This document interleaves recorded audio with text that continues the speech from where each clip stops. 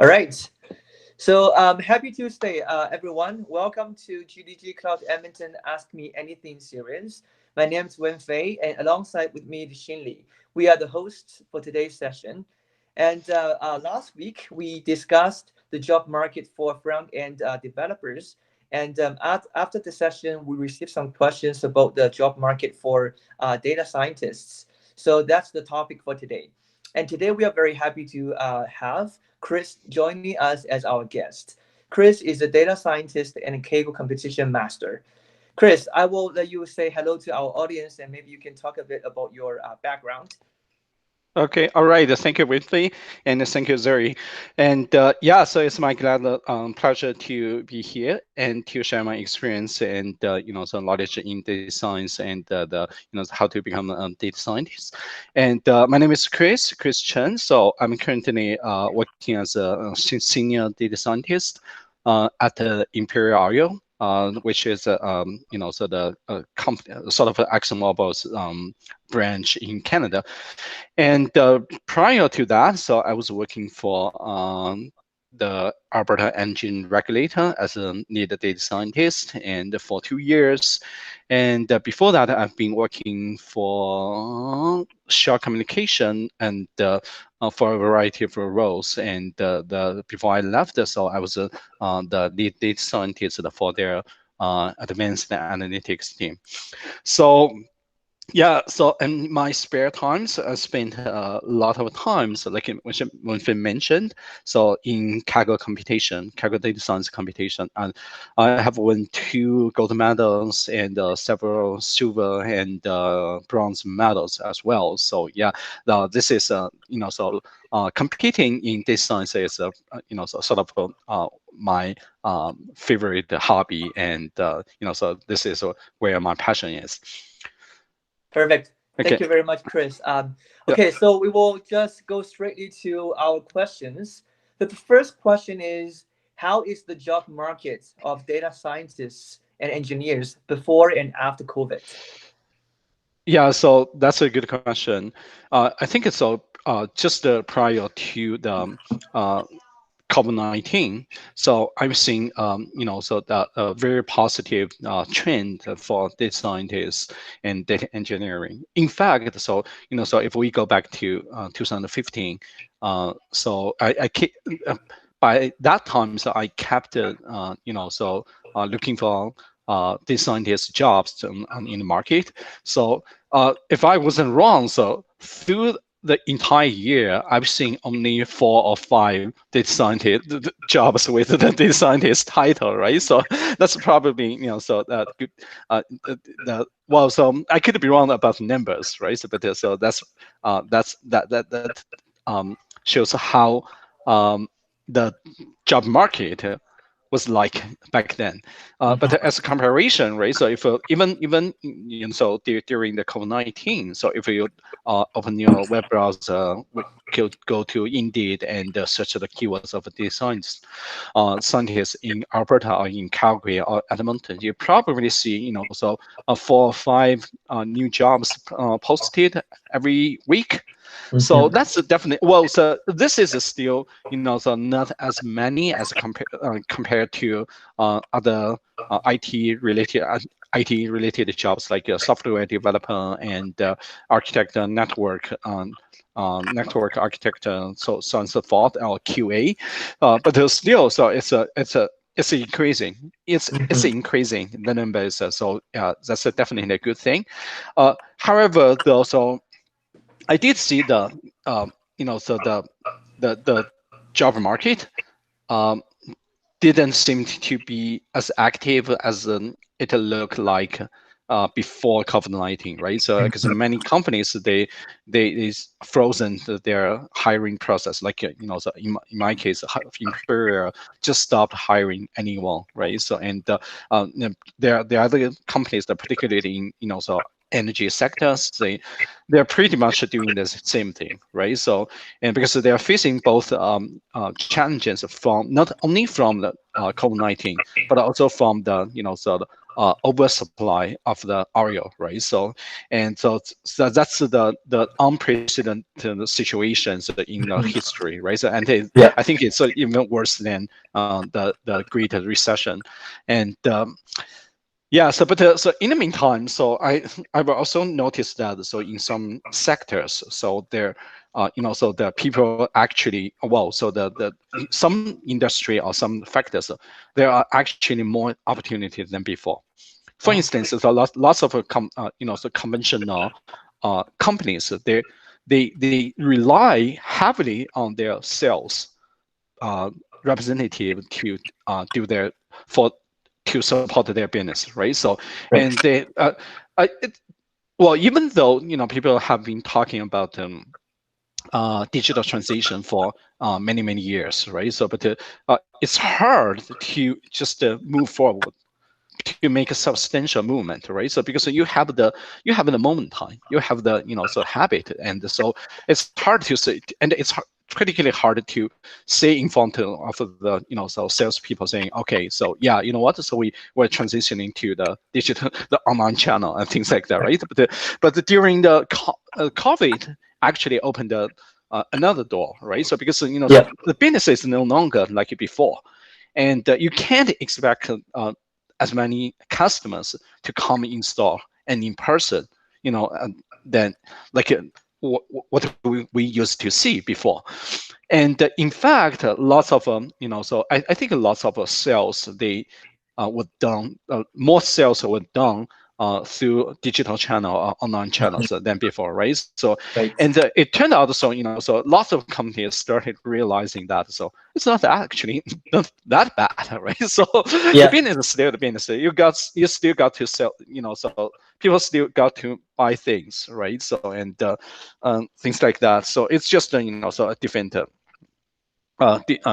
the the business is no longer the same as before, and in these areas, so so the opportunities are increasing, right? So definitely there Mhm. will be more opportunities in those sectors, such as so real uh, the real estate industry, right? So there's you don't have to do open house any longer, right? So, but if Yeah. you could do so better version, digital version of open house, so that would be a good thing.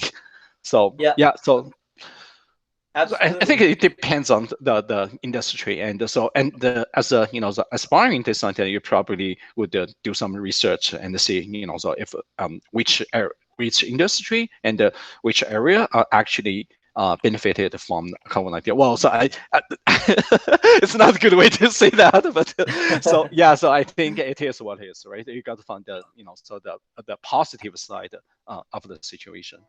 Yeah, absolutely. Thank you, Chris. I can totally relate to that. The new normal is here, right? People are getting more used to working at home, and the other day I heard a person was saying that the COVID-19 is like a catalyst or accelerator for the digital transformation. So it's good to hear. Although COVID is terrible, but in the data science industry, there is more demand in the in the job market, right? Mhm.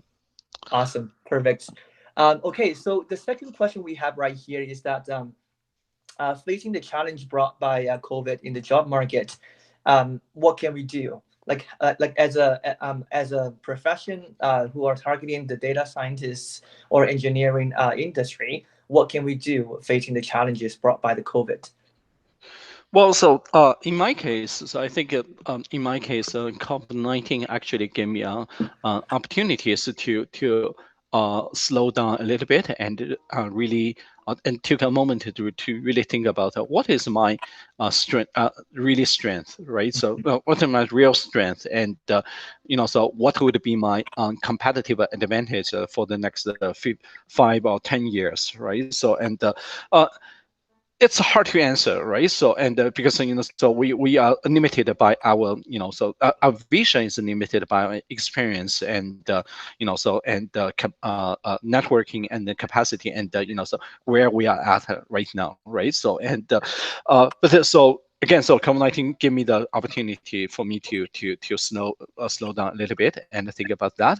And to me, so I spend a fair amount of time on learning new things, right? So because so I can start. I'm working from remotely right now, right? So that buys me additional one, at least 1 hour per day, right? So I can make a better use of this time Yeah. to in so learning new things. And I actually so like many of you guys probably would have a so a bucket list on so things to learn, right? So but you probably don't have time like me to actually start learning the things. But so yeah, so I yeah, so what I did is, so during the COVID-19, so I actually had a chance to put on my hands on something I've been long wanting to learn.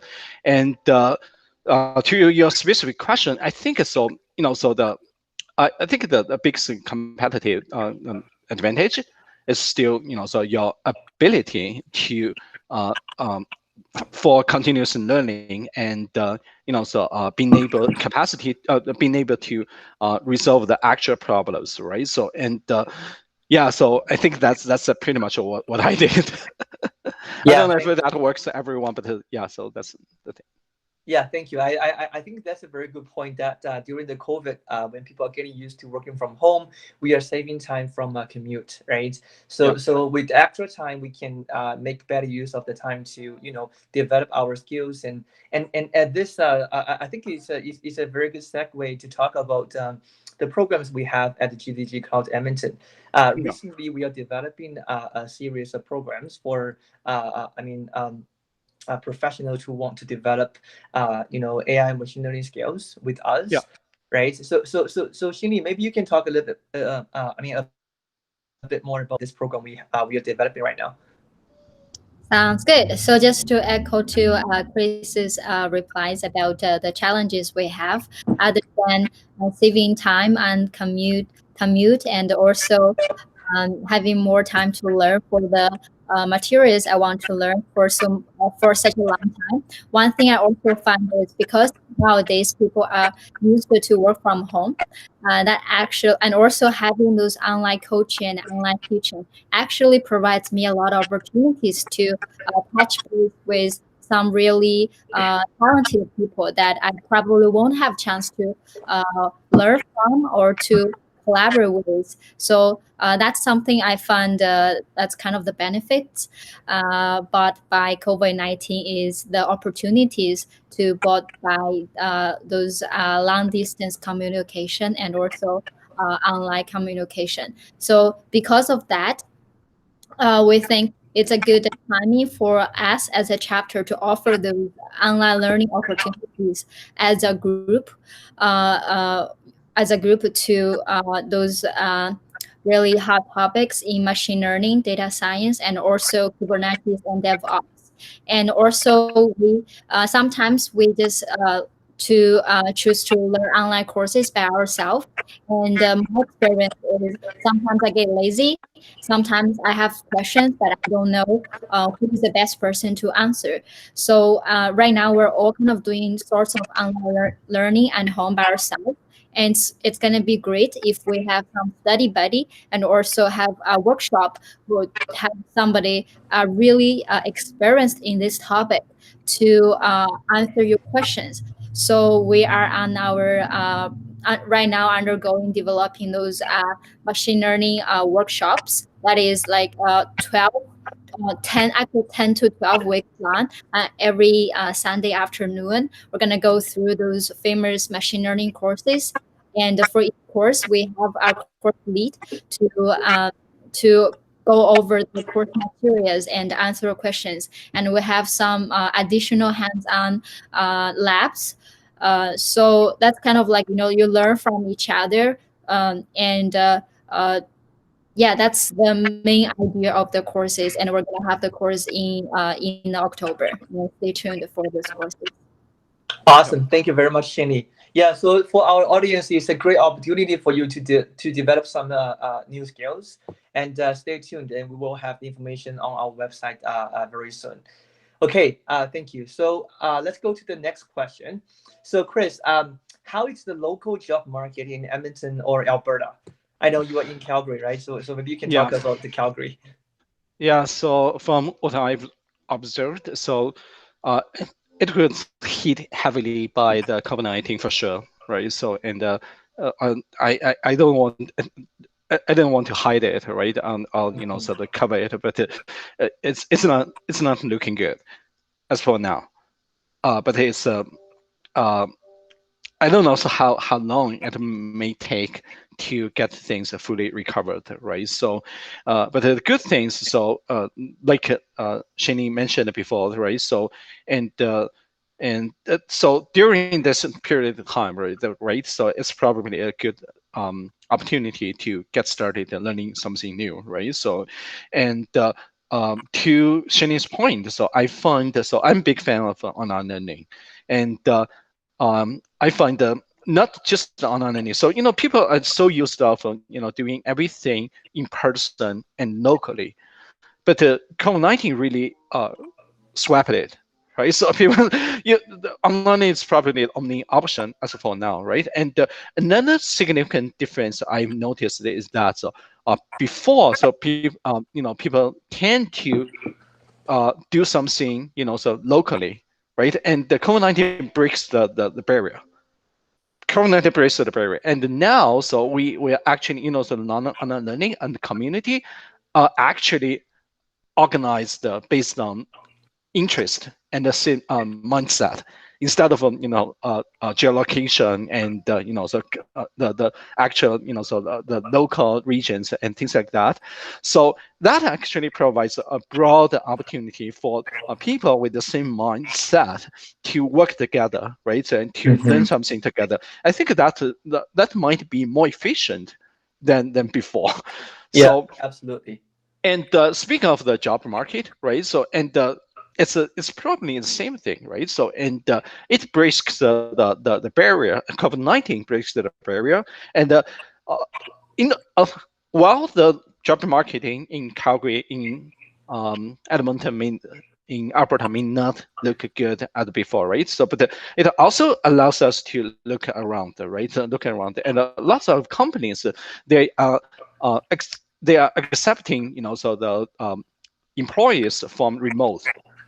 And so I've seen the companies in Calgary and Edmonton. So they when they are hiring new employees, so they say, okay, you can work remotely right now, right? So same thing for companies in Vancouver, in Toronto, in all over the world, right? So it's just so the good again. So I'm not always trying to look the good, so the positive side of the things, right? So and Yeah. one thing I find it interesting is so COVID-19 breaks the barrier for finding a job, right? So Yeah, absolutely.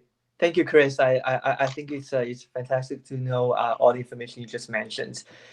So the one last question we received right here is that I mean currently data science and engineering is a very hot topic, right? So many mhm. people are trying to kind of like pivot their career path and trying to pick up some skills in this realm. So the question is, do you have any tips or learning materials or resources that you can recommend to people who are trying to pivot their careers to or new to this area?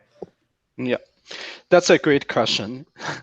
In fact, I have been asked for this question for many times, and like I said, I had a different version of the answers before.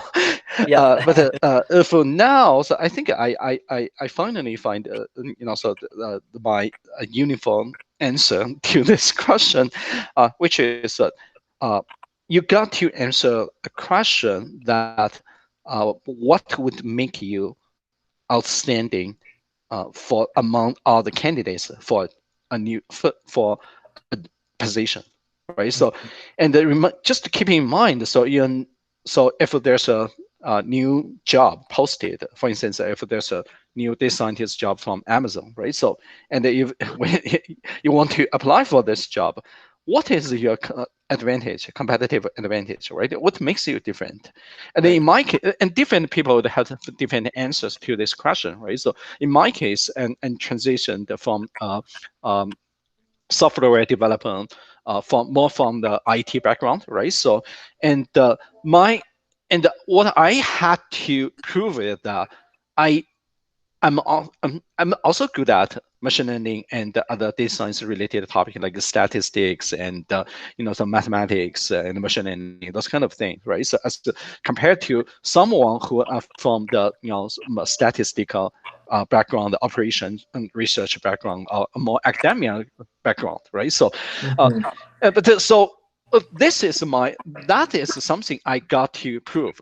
But in the meantime, what is my advantage compared to those candidates, right? So I had the experience. I knew the business very well, right? So I have the domain knowledge. I know how to, solve the problem. I know how to work with the people, make a good communication, right? So this are my competitive advantages, right? So it's just a matter of things about, so how you, how do you wrap up the, all the your advantages or disadvantage as a product and really trying to sell it.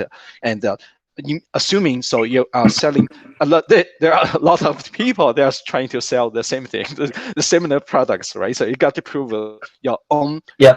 advantages. So I would encourage everyone to really think about this question, right? So if you were from a different discipline like a reservoir engineer, right? So um, and to be honest, so you probably will you probably your knowledge in machine learning or data science is probably not as good as someone who just graduated from school, right? But Yeah. you have your own advantages. So you know the business, right? So and if you could spend some time trying to apply data science or machine learning in solving some of the actual problems in your area, and even if it's just so it's just a small problem, and so if you could just wrap it up as a solution or product and demonstrate it to the who's hiring the so data scientist position, so you got a big win, right? So you got a big, huge credit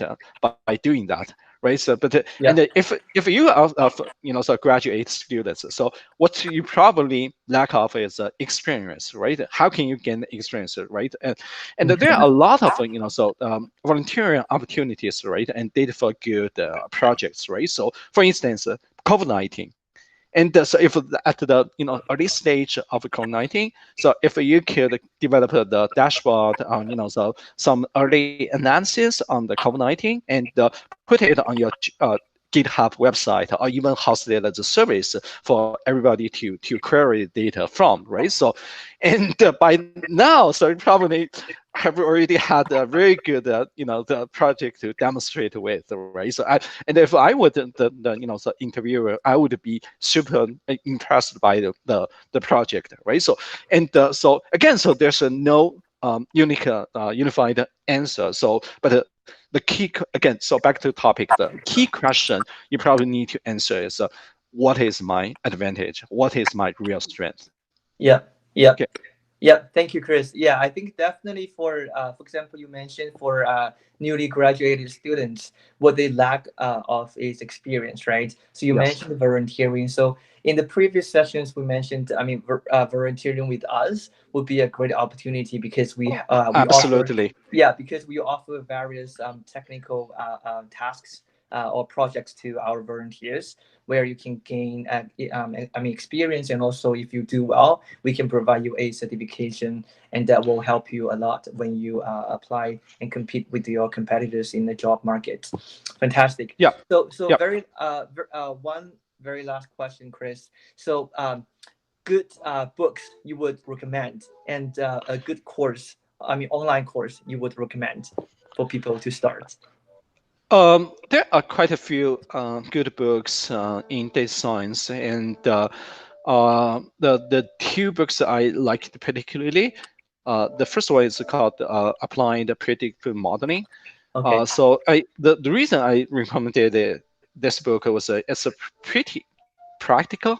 So Okay. it comes up with a lot of good examples and good enough theories, so to support the practice. And so I used it very often, so as a reference, and I had it on my desk and I check it pretty much every day. So Wow. yeah, I like it. So the name is Applied Predictive Modeling, Yeah. and then the one so I'm reading right now. Um, so sorry, give me a second. So, Yeah. No worries. so I kind of got lost in between.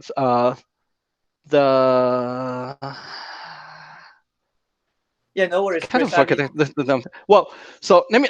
I'll find out the name of the book yeah, and find yeah, out. and then we can It's share about the online so that people causal. can It's see. a yeah. It's all about causal analysis, right? So we all, as a data scientist or statistician, and I believe we all heard the statement that correlation is not causation, right? But what Yeah. is like causation, right? So and Yeah. that book actually, take it have the very well detailed explanations on what is the causal analysis and what are the tools. And yeah, so that's a very good book as well.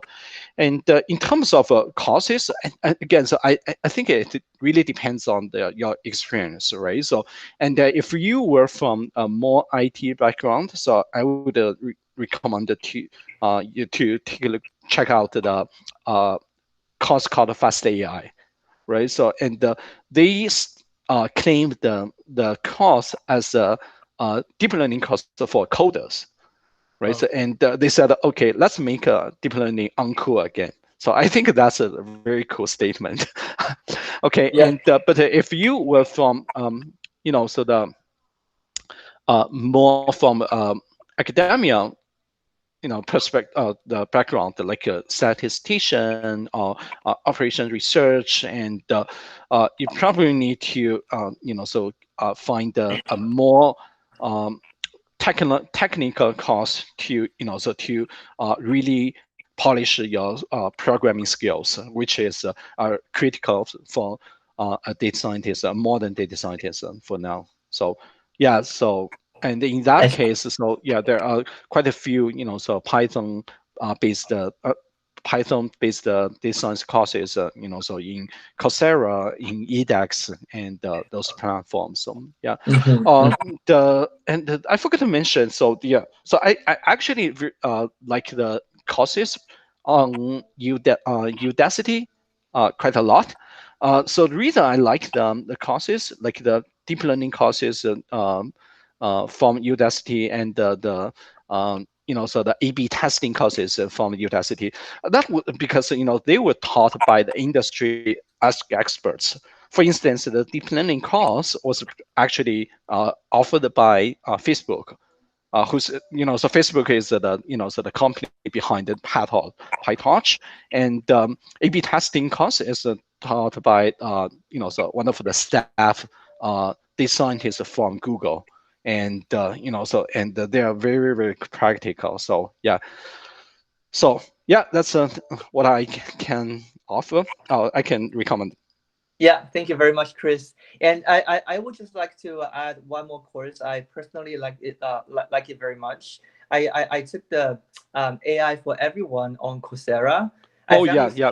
right. I found it's very good for newcomers because it doesn't have like much technical Mm. stuff, but it gives you a broad and general idea about AI, machine learning, and data scientists, and I mean data science, so that you can understand what you can do with these technology, right? Yeah. Okay. Awesome. Yeah, Perfect. no problem. Oh, so just one other thing. So the Yeah. book I mentioned is actually called the Book of Why. Oh, book So of if why. Oh, yeah, thank you. it's We got from it. Yeah. Judea Pearl, who's a winner of a Turing Award a few years ago. So I see. because of from his works in Bayesian network.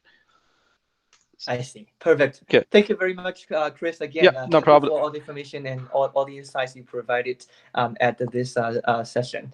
I really Yeah, appreciate. We really appreciate it. Thank you. yeah. Thank you, Wenfei. Thank you, Zoe.